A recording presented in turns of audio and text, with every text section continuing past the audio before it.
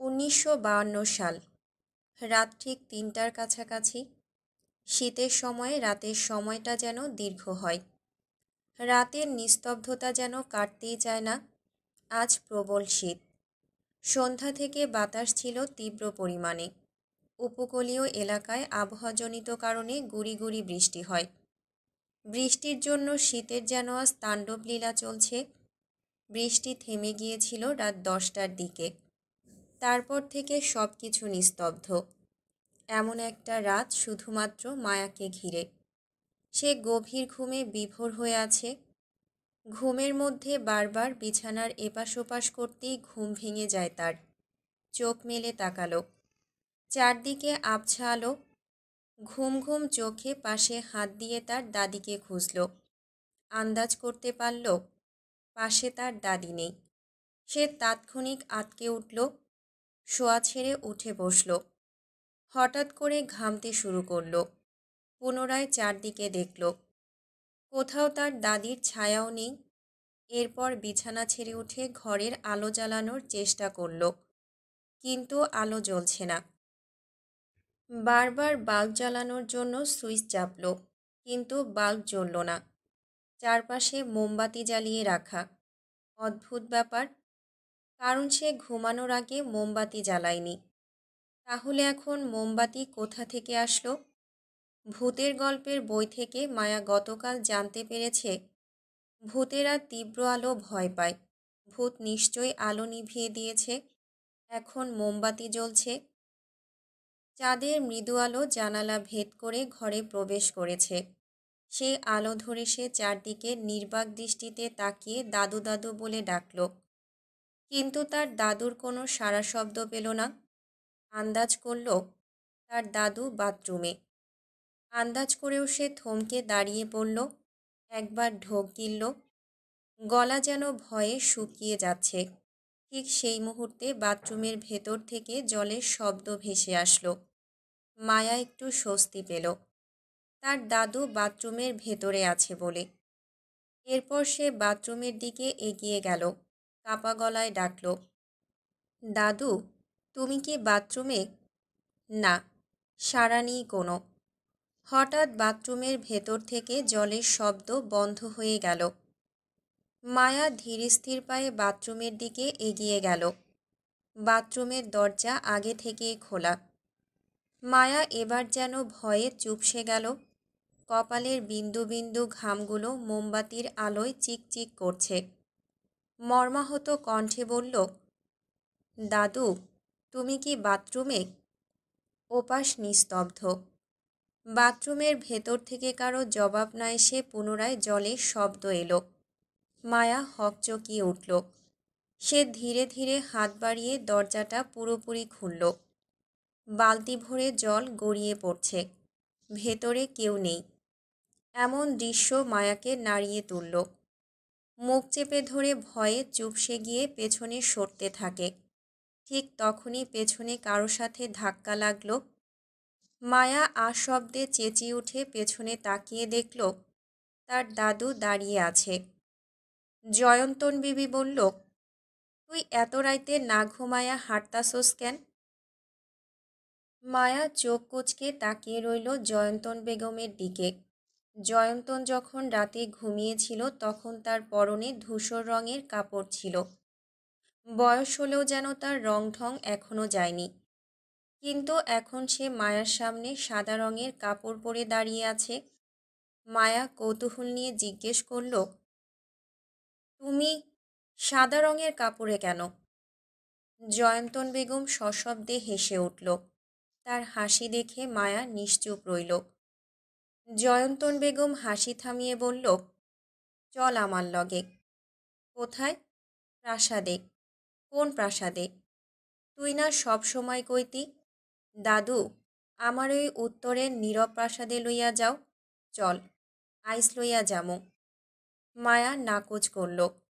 কিন্তু জয়ন্তন মায়ার কথা না শুনে তার হাত ধরে টেনে বাইরে নিতেই মায়া অনুভব করল তার মুখে জলের ছিটে ফোঁটা পড়ছে। বাড়ির কাজের মেয়ে শেফালির কণ্ঠ ভেসে আসে। শেফালি তীর্যক কণ্ঠে চেঁচিয়ে বলছে, ও মেম সাহেব, ঘুম থেকে ওঠেন, কত বেলা হইয়া গেছে। মায়া তখন লাফিয়ে উঠে বসল, খুব জোরে জোরে নিঃশ্বাস ফেলছে। মাথার উপর তাকিয়ে দেখল ফ্যান ঘুরছে। সকালবেলার ঠান্ডা পরিবেশ, কিন্তু সে ঘামছে। সে বুঝতে পারল স্বপ্ন দেখছিল এতক্ষণ। মায়া শেফালিকে লক্ষ্য করে বলল, শীতের মধ্যে ফ্যান চলছে কেন? আমি সেই কখন আপনার লাইগা চা আনছি, আইসা দেখতাছি আপনি ঘামতাছেন। আমি ভাবলাম আপনার হয়তো গরম লাগতাছে, তাই ফ্যান সাইরা দিছি। আপনি কইলে আমি ফ্যান বন্ধ কইরা দিতাছি। দিমু? মায়া বলল, তোর শীতের মধ্যে কি ফ্যানের বাতাসে আমি বরফ হব? শেফালি ফ্যান বন্ধ করে বলল, ফ্যান বন্ধ করছি, আর কিছু করা লাগবো? মায়া বিছানা ছেড়ে উঠতে উঠতে বলল, তুই এখন ফ্যানের সঙ্গে ঝুলে যা। বাড়ির আঙিনার ফোয়ারা থেকে টুপটাপ জল পড়ছে। সকালে সূর্যের আলো পড়ে সেটি ঝিকিমিকি করছে, যেন রূপোর ফোঁটা। বটগাছের নিচে জমিদার সাহেবের বৃদ্ধ চাকর মামুদ আলী ঝাড়ু দিচ্ছে। পাথরের ফ্লোরে বৃষ্টির দাগ রোদে শুকিয়ে যাচ্ছে। ফুলবাগানে সকালবেলায় শিশিরে ভেজা বেলি ফুলের গন্ধে পুরো পরিবেশটা সুরভিত হয়ে আছে। রান্নাঘর থেকে ভেসে আসে দুধ ফোটানোর আওয়াজ, সঙ্গে এলাচ লবঙ্গের গন্ধ।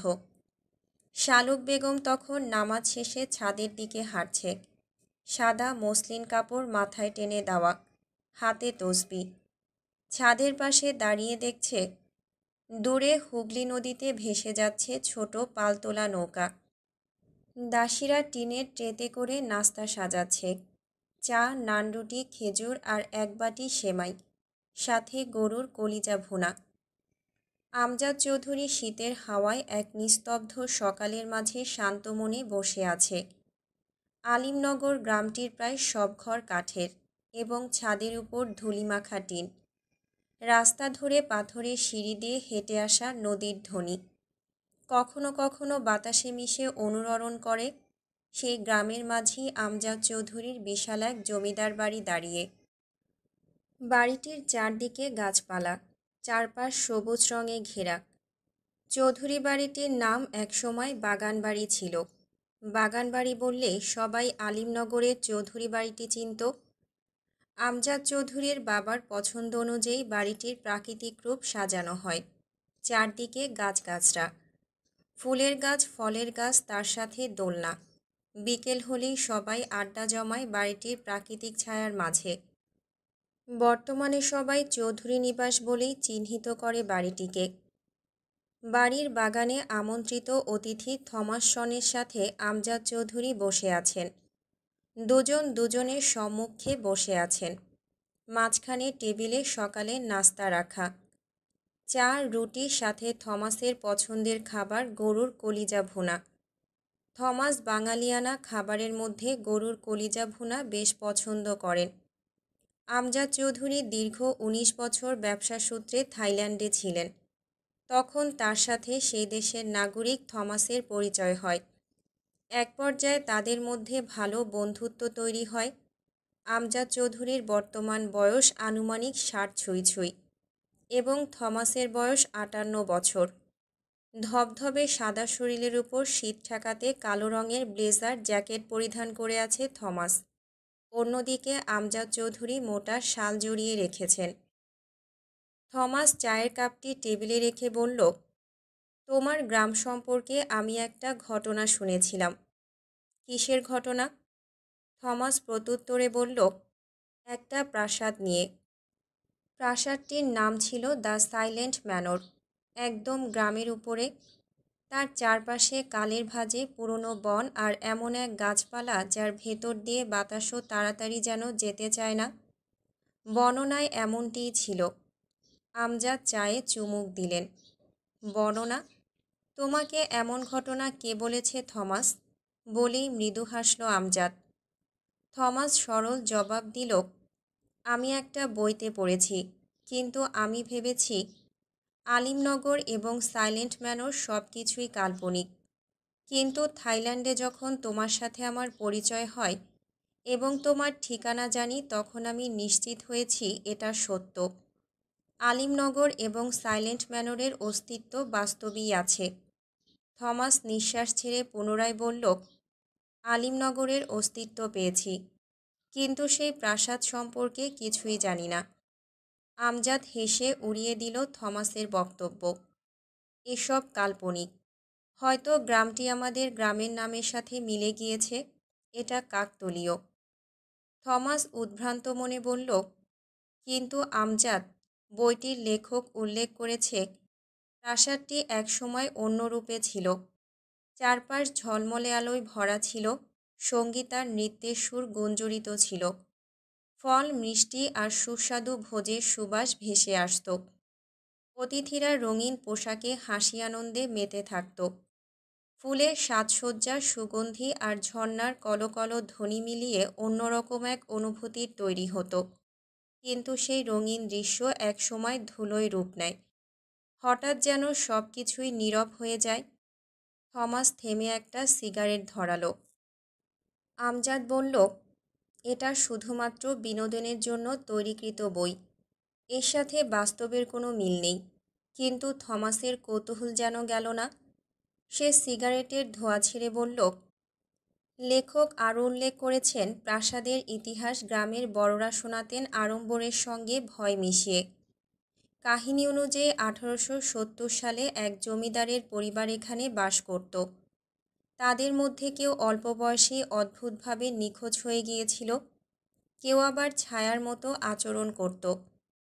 এরপর প্রাসাদটি এক প্রকার পরিত্যক্ত অবস্থায় থেকে যায়।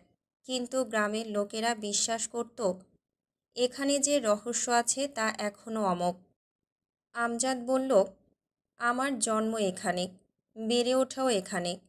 সেরকম কোনো ঘটনা থাকলে নিশ্চয়ই আমি জানতাম। থেমে আবার বলল, তোমার ভেতরেও কি কোনো প্রশ্ন জমেছে দ্য সাইলেন্ট ম্যানর বইটি নিয়ে?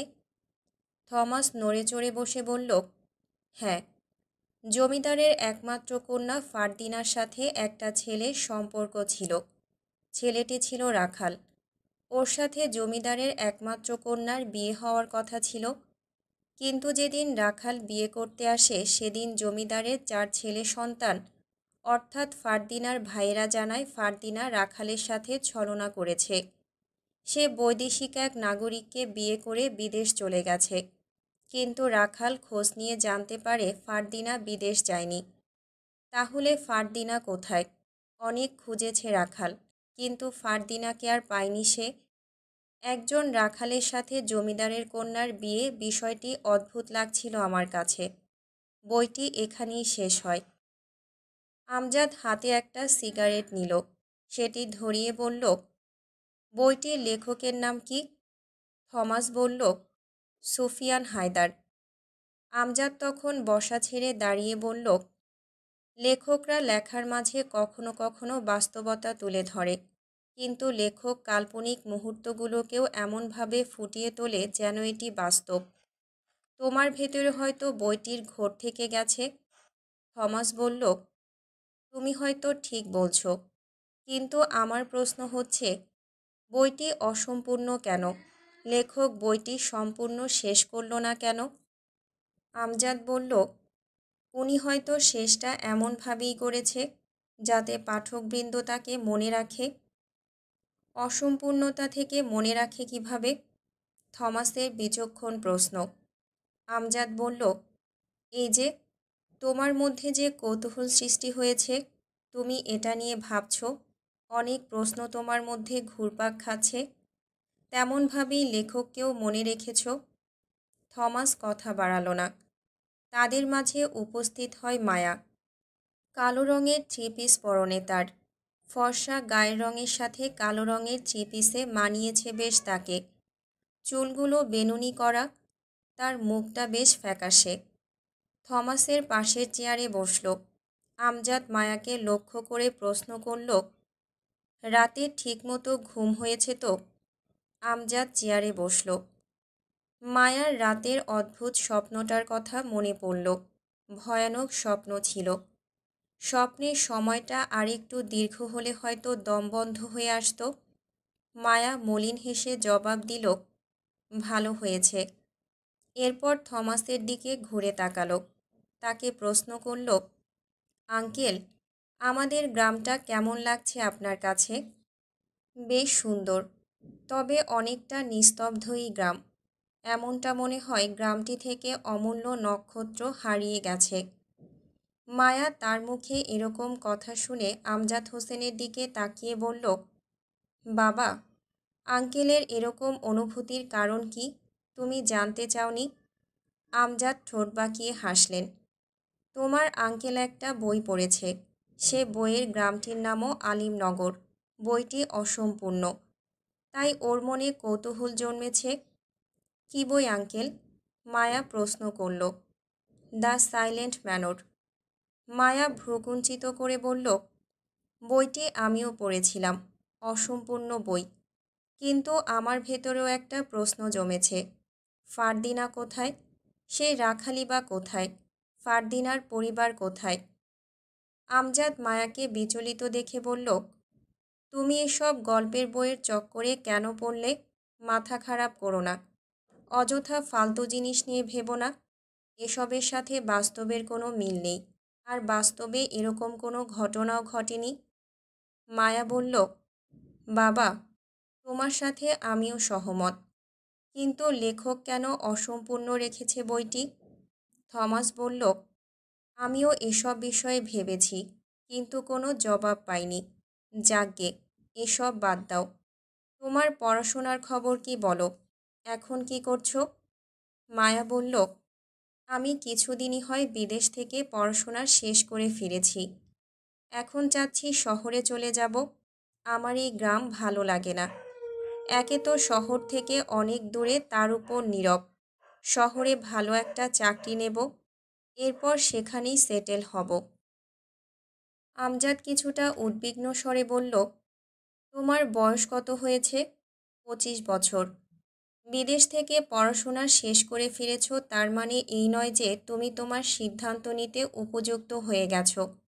এখনও তুমি আমার কাছে বাচ্চা। আমজাদ থেমে গেল। থমাস কিছুই বলল না। আমজাদ পুনরায় বলল, আপাতত তোমার কিছুই করার দরকার নেই। গ্রামেই থাকো। তোমার ভাই, দাদু, মা সবার সাথে থেকে যাও। এদের সাথে সময় কাটালে দেখবে আর চারদিক নীরব মনে হবে না। বলেই আমজাদ ঘরের ভেতরে চলে যান। থমাস মায়ার দিকে তাকিয়ে বলল, বাবারা এমনই হয়। মায়া বলল, আমি মাঝে মধ্যে বাবার আচরণে হতবাক হই। মায়া কয়েক সেকেন্ড চুপ থেকে আবার বলল, আপনার বাংলা ভাষা খুব সুন্দর হয়। এত নিখুঁতভাবে কিভাবে বলতে পারছেন? থমাস হেসে বলল, তোমার বাবার থেকে শিখেছি। থমাস প্রসঙ্গ পাল্টে অসম্পূর্ণ বইটি টেনে আনল। বলল, আচ্ছা, তোমার কি মনে হয় দ্য সাইলেন্ট ম্যানর বইটি অসম্পূর্ণ কেন? মায়া কিছু ভেবে বলল, ঠিক জানি না, তবে বইটি আমি অনেক আগে পড়েছিলাম। লেখকের খোঁজও পেলাম না। কোথায় খোঁজ করেছ? অনেক প্রকাশকদের সাথে কথা বলেছি, ওনারা সঠিক তথ্য দিতে পারেননি। তবে আশ্চর্যের বিষয় হলো, লেখক সুফিয়ান হায়দার শুধুমাত্র একটা বই লিখেছিল। এরপর আর তার কোনো খোঁজ পায়নি কেউ। থমাস বলল, বিষয়টি রহস্যজনক, তবে এসব নিয়ে ঘাটাঘাটি করে সময় নষ্ট করে লাভ নেই। আমি আর আমজাদ শহরের দিকে যাব। আসছি। বলেই থমাস ঘরের দিকে চলে যায়। এতক্ষণ তাদের কথোপকথন দোতলার বারান্দা থেকে লক্ষ্য করছিল জয়ন্তন বেগম। তিনি একদৃষ্টিতে মায়ার দিকে তাকিয়ে রইল। মায়ারও চোখ পড়ে তার দিকে। জয়ন্তনের সাথে চোখে চোখ পড়তেই জয়ন্তন ঘরের ভেতরে চলে যায়। মায়া বিড়বিড় করে বলল, অদ্ভুত। জানুয়ারি মাসের মাঝামাঝি সময়ে শীত যেন সবাইকে আষ্টেপৃষ্ঠে জড়িয়ে ধরে। দুপুরের মাঝামাঝি সময়ে মায়া হঠাৎ যেন বিষণ্ণতায় পড়ল। তার ইচ্ছে করছে আশেপাশের প্রকৃতি উপভোগ করতে। জায়গাটা বেশ ঝিমঝিম হলেও তার ঘরে বসে থাকতে ইচ্ছে করছে না। ঘরের বাইরে বের হলে মন ভালো হবে। মায়া পোশাক বদলে নেয়। থ্রি পিস ছেড়ে শিকারি পোশাক পরে নেয় এরপর সকলে চোখ এড়িয়ে তার অশ্ব নিয়ে চলে যায় উত্তরপাড়ায়। চৌধুরী নিবাসন থেকে উত্তরপাড়া অনেকটা দূরে। উত্তরপাড়ায় অবস্থিত একটা নদী। মায়া সেখানে গিয়ে থামে। নদীর অপর প্রান্তে কুয়াশা। শীত পর্যাপ্ত হওয়াতে সূর্যের দেখা নেই। অপর প্রান্তের কুয়াশা থেকে যেন মৃদু হাওয়া ভেসে আসছে। সে হাওয়াতে মায়ার চুল উড়ে গেল। সে প্রাকৃতিক রূপ উপভোগ করে শান্তি অনুভব করছে।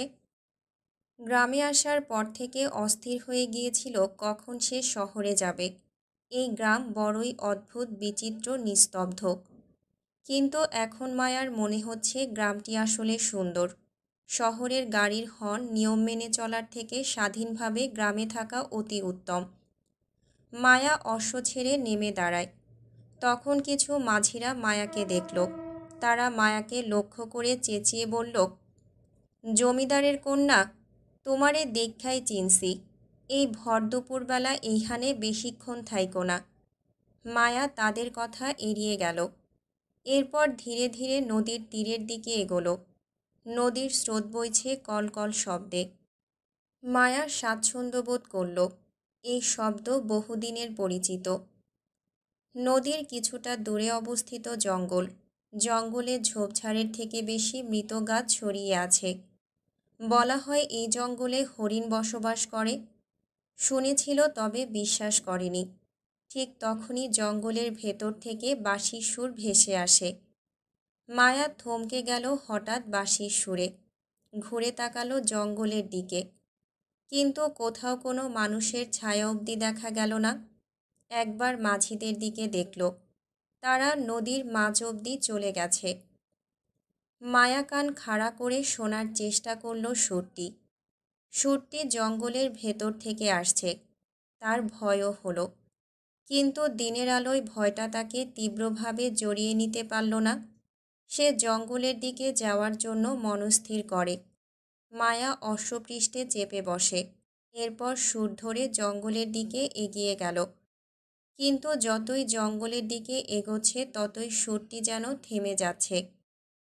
নিস্তব্ধ পরিবেশে চারদিক এক ভয়ঙ্কর রূপ ধারণ করেছে।